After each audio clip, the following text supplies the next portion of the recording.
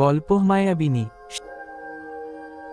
সেদিন ভার্সিটি থেকে বাসায় ফিরছি, ঠিক সেই মুহূর্তে পিছন থেকে একটা মেয়েলি কণ্ঠ ভেসে আসছে। আমায় নাম ধরে ডাকছে। আমি ভাবছি আমার নামের অন্য কাউকে ডাকছে, তাই মেয়েটার ডাকে সাড়া না দিয়ে আমি আমার গন্তব্যের দিকে হাঁটতে লাগলাম। 2-3 পা এগুতেই মেয়েটা আমার সামনে এসে দাঁড়ালো। দেখতে অনেক সুন্দর বটে, কিন্তু আমি তো এই মেয়েটাকে চিনি না, এর আগে দেখছি বলে মনে হয় না। আমি বেশ অবাক হয়ে জিজ্ঞেস করলাম, আপনি কি আমায় ডাকছেন? মেয়েটা মুখটা ভেঙচি দিয়ে বলল, আপনাকে ছাড়া আর কাকে ডাকবো? এখানে এই নামে আর কেউ আছে বলে মনে হয় না। আমি মেয়েটার কথা শুনে আকাশ থেকে পড়লাম। চিনি না, জানি না, হঠাৎ কোত্থেকে উড়ে এসে জুড়ে বসলো। আমি নরম মৃদু স্বরে বললাম, আপনি আমাকে কিভাবে চিনেন? যেভাবেই হোক চিনি, কিন্তু বলবো না। কি ঝামেলারে বাবা, চিনে কিন্তু বলবে না।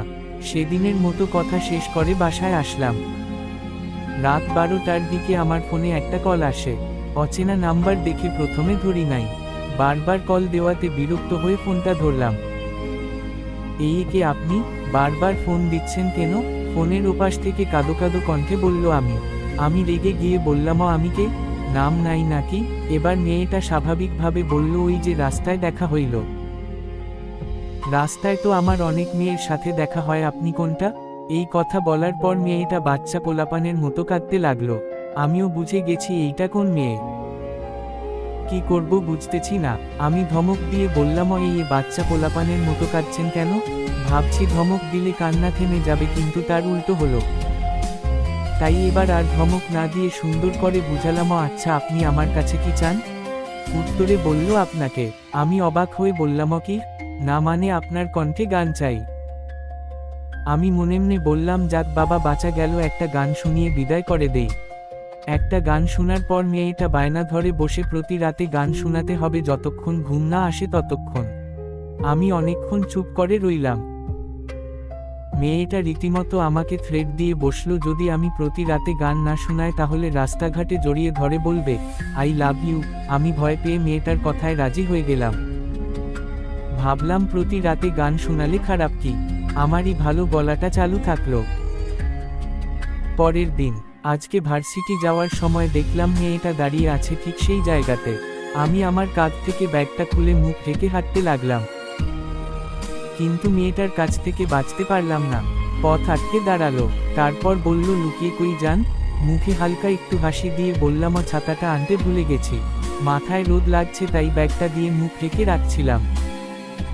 মেয়েটা আমার দিকে হাঁ করে তাকিয়ে বলল, আমার কাছে ছাতা আছে, চলেন আমি আপনাকে ভার্সিটি পর্যন্ত এগিয়ে দিয়ে আসি। কি আর করা, মেয়েটার কথা মতো ভার্সিটি পর্যন্ত গেলাম। মেয়েটা বলল, এতদূর পর্যন্ত আপনার মাথায় ছাতা দিয়ে আসলাম, একটা থ্যাঙ্কস পর্যন্ত দিলেন না? এমন কেন আপনি? আমি কোনো কিছু না বলে চুপচাপ মেয়েটার কথা শুনছিলাম। তারপর একেবারে অনেকগুলা থ্যাঙ্কস দিলাম। পরের দিন ভার্সিটি শেষ করে বাসায় এসে মেসেঞ্জারে ঢুকলাম।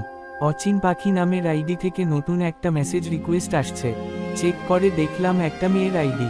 মেসেজে লেখা, আপনার গানগুলা হেব্বি।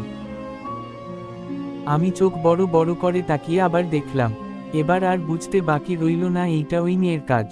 আজকে ফোন দিলে ইচ্ছেমতো ঝাড়ি দিব, যাতে আর জীবনেও না ফোন দেয়। অপেক্ষা করতে লাগলাম মেয়েটির ফোনের আশায়। কিন্তু রাত 12 বাজে, অথচ এখনো মেয়েটির ফোন আসলো না। আমি আশ্চর্য হয়ে গেলাম। তাড়াহুড়ো করে মেসেঞ্জারে ঢুকলাম, দেখলাম মেয়েটার আইডি কালো হয়ে গেছে। তারপর আমি নিজ থেকে মেয়েটিকে ফোন দিলাম।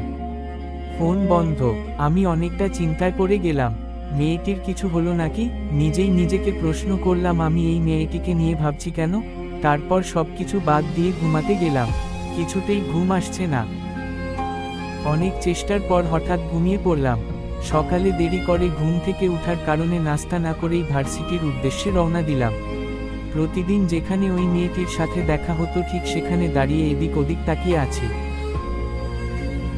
কিন্তু ওই মেয়েটিকে আর আসতে দেখলাম না। মেয়েটির জন্য প্রায় 1 ঘন্টা দাঁড়িয়েছিলাম, আসেনি।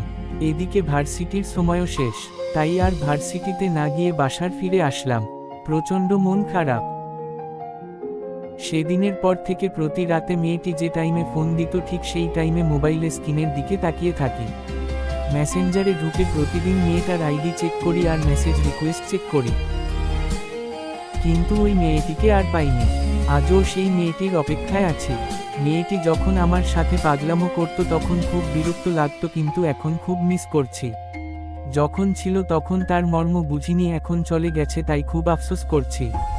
যে কোনো কিছু কাছে থাকলে তার মর্ম বুঝি না, কিন্তু সেটা চলে গেলে তখন খুব মিস করি।